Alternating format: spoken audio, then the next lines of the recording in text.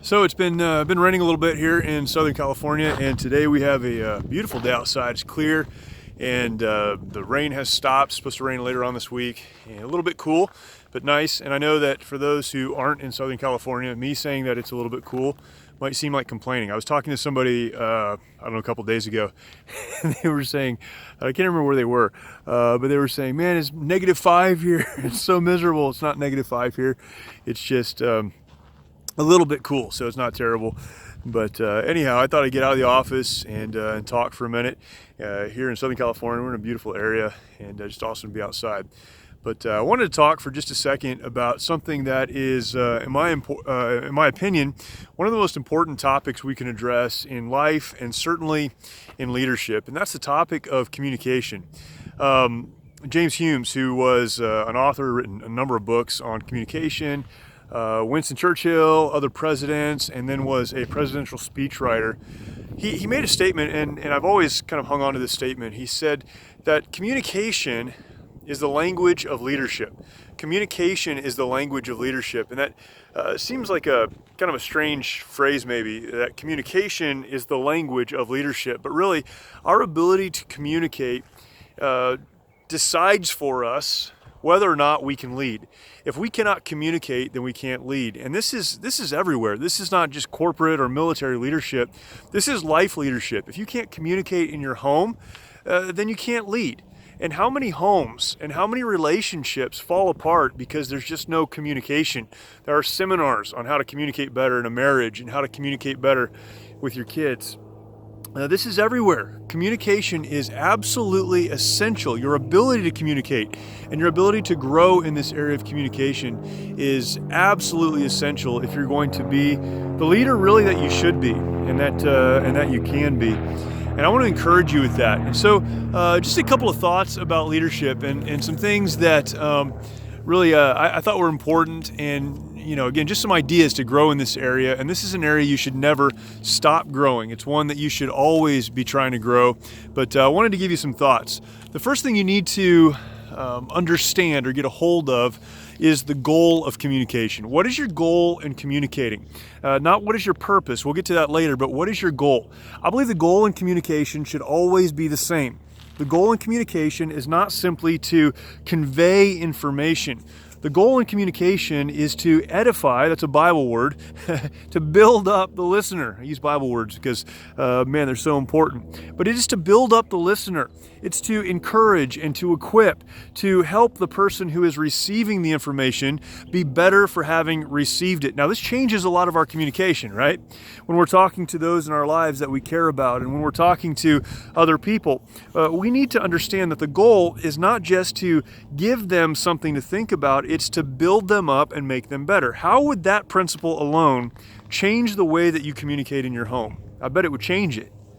How would the communication of building up change the way that you interact and the way that you speak to your coworkers, the things that you write, the emails that you send? This is all communication. The text that you send. How would it change if your goal was to build up the receiver? Now, I understand there are times when communication can be harsh, and it needs to be. It can be direct, and it needs to be. But the point of communication should not be to crush or to push down, but to lift up.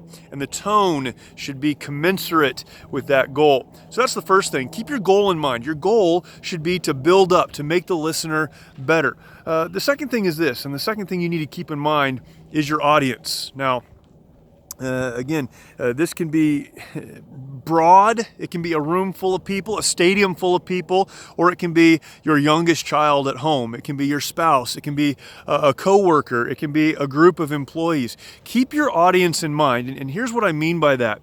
If your audience is a 10-year-old kid trying to figure out what they did wrong at school or how to do better in sports or whatever the case, you need to speak to their level. If your goal is to, first of all, build them up, then you need to keep your audience in mind, even if it's one person, and speak in such a way that the words you use, the message you deliver really does build them up. If your goal is to speak to a large group and your audience is a large group of people, how you communicate with them will be very different. You'll use bigger terms and broader words and things that are maybe not quite as developed, but can be grasped by a whole group. You need to know that your goal is to build the listener up and then use words that the listener, your audience, can understand and grasp and get a hold of. I've known so many people that are smart. And because they're smart, they use really big words and they use deep language. And it's fine that they know things and that they can use big words and explain things deeply, but they forget that their audience sometimes doesn't get it. Know your audience, understand your audience, and then speak to accomplish your goal, which is to build up whoever it is that's listening. The third one is this. So your goal is to build up. Understand your audience so you know how to address them, the words and the mannerisms and the gestures and the tone that you should use with them. And then finally, beyond understanding your goal and your audience, you need to know your purpose. And your purpose is different than your goal. Your goal is to build up. Your purpose is that which you're actually trying to communicate. So often, and I'll speak for my own marriage, right? Sometimes when I get in trouble speaking to my wife and we have communications issues, it's because I roll into something without a fully developed thought. I don't know exactly what I'm trying to communicate, and I don't have a fully developed purpose, and because of that, I say things that are harmful and hurtful. If you want to build up in the best way possible, using the language that is appropriate to your audience, then you also need to know exactly what it is you're trying to convey. Sometimes when I'm mentoring or encouraging leaders who are communicators and who are speaking, I'll say something like this: don't enter into a conversation that you can't fully develop.